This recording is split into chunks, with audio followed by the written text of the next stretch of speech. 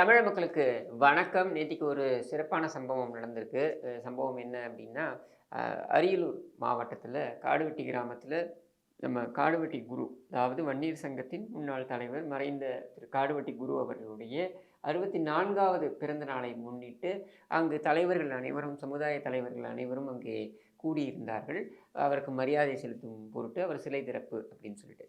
அங்கே சிலை திறக்க வந்த நம்ம எஸ்.எஸ். சிவசங்கர், அதாவது திமுக அமைச்சர்கள் எங்கே செருப்படி வாங்கினாலும், திமுக காரன் எங்கே உத வாங்கினாலும், நமக்கு வந்து ஒரு பூரிப்பு, ஒரு சந்தோஷம், ஒரு மகிழ்ச்சி வந்துடணும்.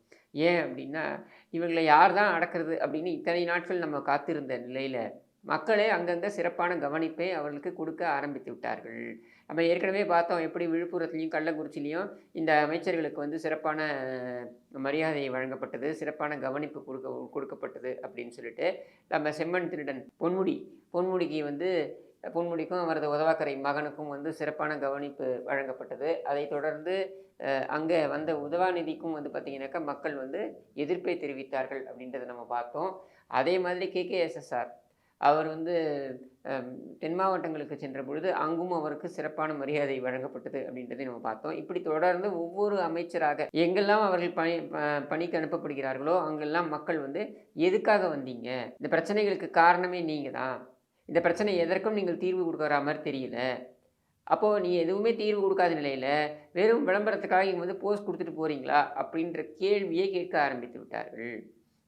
அந்த மாதிரியான ஒரு நிலைப்பாடு தான் இன்றைக்கு அரியலூர்லேயும் எடுத்திருக்காங்க. யாருக்கு? எஸ்.எஸ். சிவசங்கர்.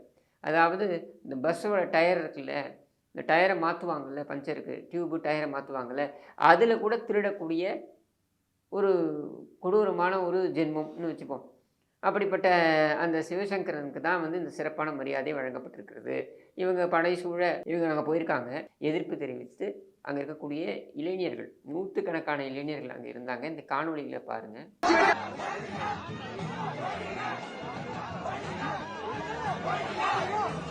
பார்த்துருப்பீங்க எப்படி வந்து எதிர்ப்பை தெரிவித்து, முதல்ல நீ கிளம்பியா, எதுக்கு வந்தீங்க, திமுக இங்கே எதற்காக வர வேண்டும், உங்களுக்கும் காடுவெட்டி குருக்கும் என்ன சம்பந்தம், உங்களுக்கும் வன்னிய சமூகத்திற்குமே என்ன சம்பந்தம் என்றெல்லாம் பொருள்பட அங்கே கேள்விகளை கேட்டார்கள். ஏன் கேட்குறாங்க?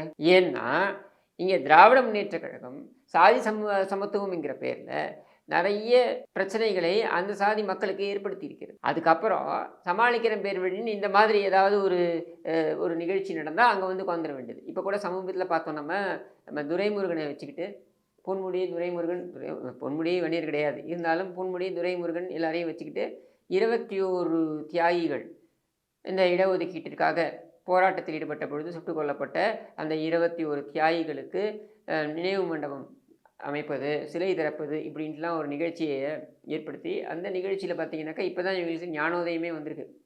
இந்த தியாகிகளுடைய குடும்பத்திலெல்லாம் வந்து வீடு கூட இல்லை, இவர்களெல்லாம் வீடு கட்டி தரப்படும் அப்படின்னு ஒரு வெத்து அறிவிப்பு. இன்னும் சொல்ல வேண்டுமென்றால் பாட்டாளி மக்கள் கட்சியுடைய முன்னெடுப்பாகத்தான் அந்த போராட்டம் நடைபெற்றது அப்படின்ற நிலையில் பாட்டாளி மக்கள் கட்சிக்கு அழைப்பு விடுத்திருக்கணும். ஆனால் அதை செய்யாமல், அதை செய்தால் விடுதலை சிறுத்தைகளுக்கு கூட்டணியில் ஏற்கனவே இருக்கலாமா வேண்டாமா அப்படின்னு தொங்கிக்கிட்டு இருக்கின்ற, மிரட்டிக்கிட்டு இருக்கின்ற, அதாவது திமுக விடுதலை சிறுத்தைகளை மிரட்டுகிறது அங்கே இருக்கக்கூடிய வன்னியரசு போன்ற கைத்தடிகளை வைத்து. திருமாவளவன் பதிலுக்கு பார்த்தீங்கன்னாக்கா அவர் சங்கத்தமிழன் போன்ற அவருடைய கட்சியில் இருக்கக்கூடிய 2ஆம் கட்ட 3ஆம் கட்ட தலைவர்களை வைத்து அவர் என்ன பண்ணுறாரு, திமுகவை நோண்டிக்கிட்டே இருக்கார். இப்படியான உரசல் நடந்துக்கிட்டு இருக்கும்பொழுது இப்போ பாமகவை கூட்டு பக்கத்தில் அமர்த்தினால் இது பிரச்சனையாகும். அது மட்டும் இல்லாமல் அப்படியே இவர்களை அழைத்தாலும் காரி துப்புவார்கள். ஏன்னா சமீபத்தில் ஒரு கோரிக்கையை, விமர்சனத்தை திரு ராமதாஸ் அவர்கள் வைத்த பொழுது அவருக்கு வேலை இல்லாமல் உட்கார்ந்துருக்காரு அப்படின்னு சொல்லி அவமானப்படுத்தினார் ஸ்டாலின் அப்படின்றத நம்ம பார்க்குறோம். ஸோ இவ்வளவு பிரச்சனைகள் இருக்கும் பொழுது நாம் வந்து எப்படியாவது வன்னியர் சமூகத்தை நம்ம பக்கம்தான் இருக்கோம்னு காமிச்சிக்கணும். ஏன்னா திமுகவை பொறுத்த வரைக்கும் எல்லா சாதிக்கும் துரோகம் தான் இழைத்திருக்கிறார்கள். ஆனால் எல்லா சாதிக்கும் இவர்கள் நேசக்கரன் நீட்டியது போல ஒரு நாடகத்தை நிகழ்த்துவார்கள். அப்போ அதாவது வேரிலே வெந்நீரை ஊற்றிவிட்டு கிளைக்கு பன்னீர் தெளிப்பது அப்படின்றது வந்து திமுகவுக்கு கைவந்த கலை. இது கருணாநிதி காலம் தொட்டே நடந்து கொண்டிருக்கின்றது. அப்போ வன்னிய சொந்தங்களுக்கு இன்னும் சொல்ல வேண்டும் என்றால் அந்த 10.5% உள்ஒதுக்கீடு என்பதனை நடைமுறைப்படுத்த வேண்டும் அப்படின்னு சொல்லி ஒரு கொள்கை முடிவை எடுத்து, அது தைரியமாக துணிச்சலாக தேர்தலுக்கு முன்னால் எடுத்து, இதனால் பரப்புரைகள், தவறான பரப்புரைகள், அதாவது மற்ற சமூகங்களுக்கு இதனால் பாதிப்பு அப்படின்னு சொல்லி தவறான பரப்புரைகள் முன்னெடுக்கப்படும் அப்படின்னு தெரிந்தும் இல்லை, அந்த சமூகத்துக்கு நாம் செய்ய வேண்டியது அவர்களுக்கு உரிய அந்த ஒதுக்கீட்டை நாம் கொடுத்தாக வேண்டும் அப்படின்னு முனைப்பெடுத்து செய்தது எடப்பாடி பழனிசாமி. அப்படிப்பட்ட முதுகெலும்பெல்லாம் ஸ்டாலினிடம் நம்ம எதிர்பார்க்க முடியாது. ஆனால் அவர்களை சமாளிப்பதற்காக நாங்களும் இருக்கிறோம் அப்படின்னு சொல்லி செய்யக்கூடிய அடையாள அரசியலின் ஒரு முகமாகத்தான் இவர்கள் நேத்திக்கு சிவசங்கரன் அனுப்பி வைக்கிறாங்க. ஏன்னா அவர் அந்த சமூகத்தாள் அப்படின்றதுனால அனுப்பி வைக்கிறாங்க. ஆனால் அந்த இளைஞர்கள் கொதித்து எழுந்து விட்டார்கள். நீ இந்த சமூகத்துக்கு எதுவுமே பிடுங்கலை, இந்த சமூகத்தை வைத்து ஓட்டு வாங்கி வச்சுட்டு எங்களையே பார்த்து சாதி வெறியர்கள் அப்படின்னு கூட நீ பேசியிருக்க. இப்படியெல்லாம் பேசிய உனக்கு இங்கே காடுவெட்டி குரு அவர்களுக்கு மரியாதை செலுத்த உனக்கு என்ன தகுதி அப்படின்ற கேள்வியை முன்வைக்கிறாங்க. பின்னங்கால் பிடரையில் பட தெரித்து ஓடினார் அமைச்சர்.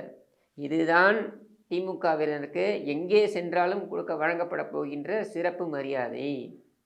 ஒவ்வொரு சாதியையும் ஏமாற்றி இருக்கிறார்கள், ஒவ்வொரு சமூகத்து மக்களையும் ஏமாற்றி இருக்கிறார்கள். அப்படின்ற நிலையில் இந்த ஆட்சி முடிகின்ற தருவாயில், அதாவது முடிவுக்கு வந்துருச்சே, ஆல்ரெடி 7 மாதம் 8 மாதம், இன்னும் ஒரு 8 மாதம் போச்சுனாக்க ஆட்சி ஆல்மோஸ்ட் முடிஞ்ச கதை தான். ஏன்னா கடைசி 4 மாதம் 5 மாதம் எல்லாம் தேர்தல் பணிகளில் இறங்கிடுவாங்க. தேர்தல் பணிகளில் இறங்கும் பொழுது அதிகாரிகளே கூட இவங்க சொல்கிறத கேட்க மாட்டாங்க.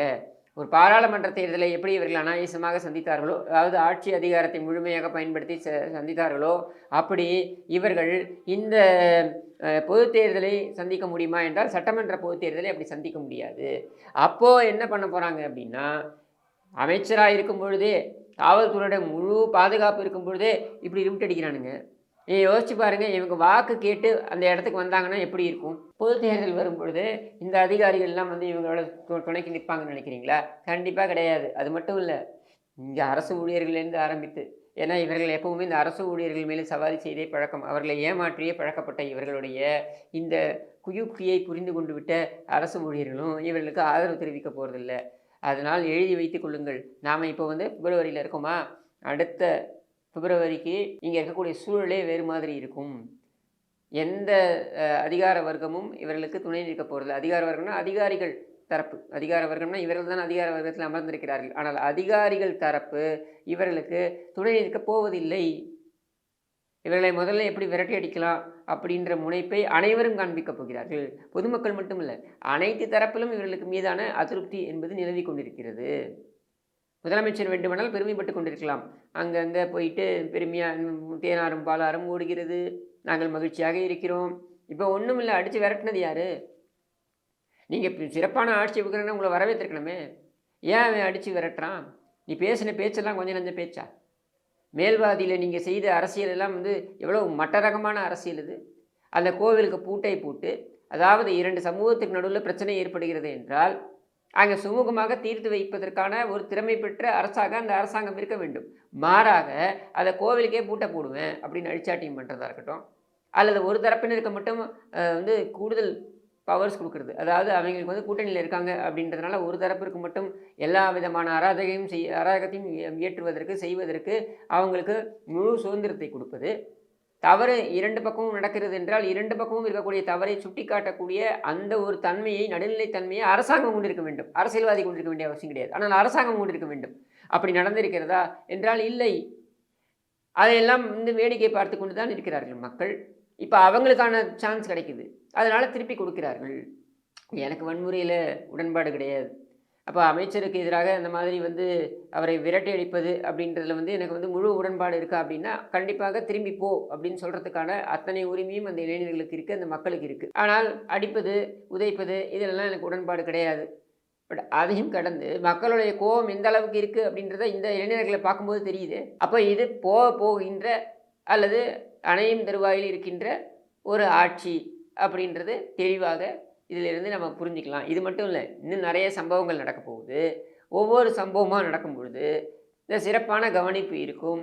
நாமும் உள்ளபடியே மகிழ்ச்சியாக இதை பார்ப்போம், கண்டுகளிப்போம் என்று கூறி விடைபெறுகிறேன். நன்றி, வணக்கம்.